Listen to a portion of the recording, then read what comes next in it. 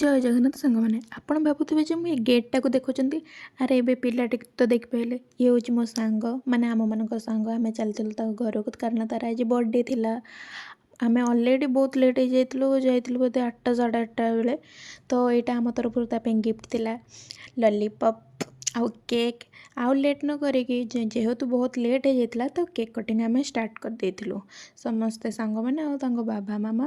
ତାଙ୍କ ବାବା ଯେ ଆମ ସାର୍ ମଧ୍ୟ ଯେ ଆମେ 9th 10th ବେଳେ ମୁଁ ତାଙ୍କ ପାଖରେ କୋଚିଂ ମଧ୍ୟ ନେଉଥିଲି ସେତେବେଳେ। ତ ଏଠି ଆଉ ଲେଟ୍ ନ କରି ସେଲିବ୍ରେସନ୍ ହେଲା, ସମସ୍ତଙ୍କ ତରଫରୁ ତାକୁ ୱିଶ୍ ମିଳିଲା। ସମସ୍ତେ ୱିଶ୍ ଦେଇସାରିଲା ପରେ ସେ କେକ୍ କଟିଂ କରିକି ସମସ୍ତଙ୍କୁ ଆଗ ବାବାଙ୍କୁ ତାପରେ ମାମାଙ୍କୁ ଆଉ ତାଙ୍କ ଫ୍ୟାମିଲିକୁ ଖାଇସାରିଲା ପରେ ତାପରେ ଆମ ସାଙ୍ଗମାନଙ୍କ ପାଳି ଆସିଲା। ସାଙ୍ଗମାନଙ୍କ ପଦୁ, ରୋଜାଲିନ୍ ଆଉ ମୁଁ। ଆଉ ଇଏ ହେଉଛି ତାଙ୍କ ଛୋଟ କୁନି ଝିଅ ଯାହା ନାଁ ହେଉଛି ଚୁଟକି। ସେ ବି ମଧ୍ୟ ଟିକେ ଖାଇଲା।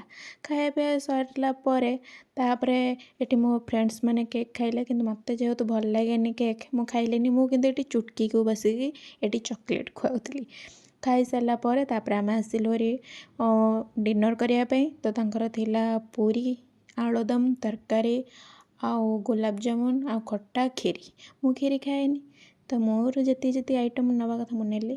ଆଉ ସେତିକି ବି ଆମର ହେଲାନି ଯେ ଆହୁରି ବଳି ପଡ଼ିଲା। ଆଉ ଆମେ 3 ଜଣ ଖାଉଥିଲୁ କାରଣ ଜଗା କହିଲା ଯେ ମୁଁ ଏବେ ଖାଇବିନି, ମୁଁ ପଛରେ ଖାଇବି, ଏବେ ଖାଇଛି ବୋଲି। ତ ସେଇଠି ବସିକି ଆମକୁ ଦେଖୁଥିଲା। କିନ୍ତୁ ଆମର ଯେତିକି ଖାଇବା ପିଇବା ନ ଚାଲିଥିଲା ଅଧା ଅବଶ୍ୟ ସରିଯାଇଥିଲା, କିନ୍ତୁ ଆମ ସାଙ୍ଗମାନଙ୍କର ସବୁ ହେଁ ହେଁ ଫେଁ ଫେଁ ପାରା ଚାଲିଥିଲା। ସମସ୍ତଙ୍କ ମୁହଁରେ ଦେଖୁନାହାନ୍ତି କିନ୍ତୁ ହସୁଛନ୍ତି, ଖାଉନାହାନ୍ତି। ସମସ୍ତେ ବସିକି ହସାହସି କରିବାରେ ବ୍ୟସ୍ତ କାରଣ ଏଠି କଥାବାର୍ତ୍ତା ହିଁ ସେମିତି ଚାଲିଥିଲା ଯେ ଆପଣମାନଙ୍କୁ ହିଁ ହସ ଲାଗିବ। ତାଙ୍କର ଯେତିକି ଖାଇବା ପିଇବା ନୁହଁ ସେତିକି ହସାହସି ରହୁଛି। ଦେଖା ହେବା ଆଉ ଏକ ଭିଡ଼ିଓରେ।